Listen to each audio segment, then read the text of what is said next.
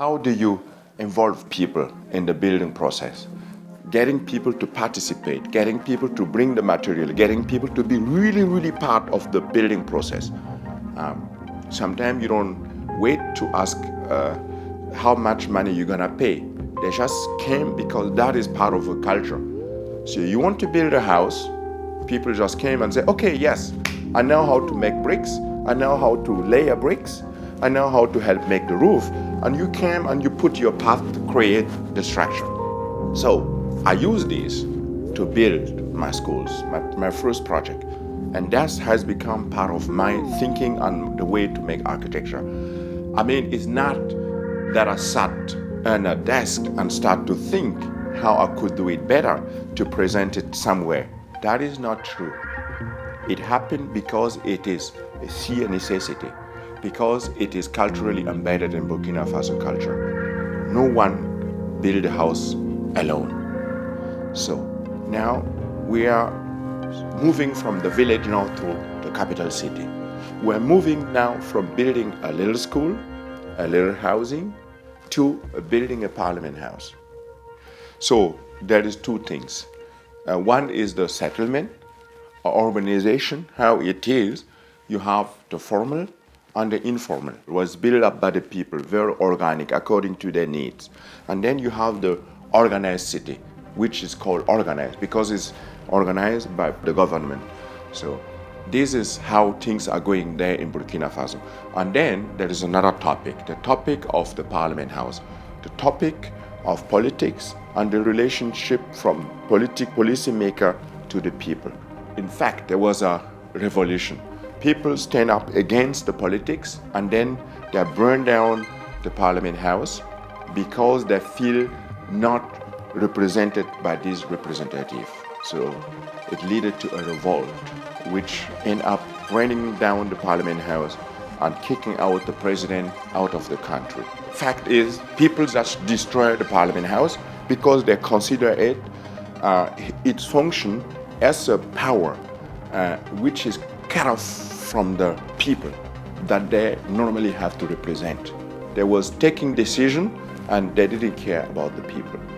But now we have a new government and then there is a need to build a new one. So as an architect, of course, you're happy if you get awarded to do the project.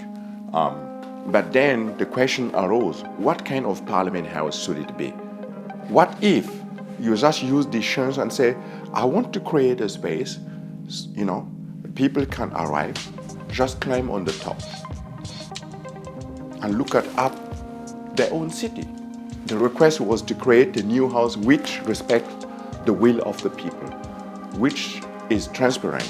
What is more transparent if people are able to go on the top of their building, the building that represents them? So you will create the public space for the people. It has double use. Symbolically, you go on the top of the building. It shows that there's more transparency. You have the access to the building, to the structure, which is so great. And the second thing is, you want to open the view to the people. You want them to look up to their city. Because in Burkina Faso, most of the inhabitants never saw higher than the height of the tree. But now, if we go back to the city, there is so few high buildings. Very few buildings that are higher than 3 stories. What if in this city, people suddenly are able to go on top? Higher than 12 meters. So you will open the view, so they will see the city and discover something else. If you have this, what is if you start to think about changing the roofs of the building? And by the way, if you do something that is useful, maybe creating agriculture. I don't talk about urban agriculture. This will be again lead me to compare the West and Africa. Here you could do urban agriculture just for a few people. It's just maybe a fashion, let me say like this. But there, it is essential. You need it really to feed the people. So what if you start to do this in the country where most of the people have no job, where most of the people depend really on agriculture, and then now they move to the city waiting for a job. If they now that they can use their roof to grow agriculture, what they need to feed themselves, then it is a great education means if you do so. So I think idea is this building has to be in any way a place to teach people, to push people to imagine, to foster imagination and creativity of the people, where you can show different things. And by the way, it will be a public gathering space. You don't have this in Ouagadougou. So for that, I'm a thought about this project.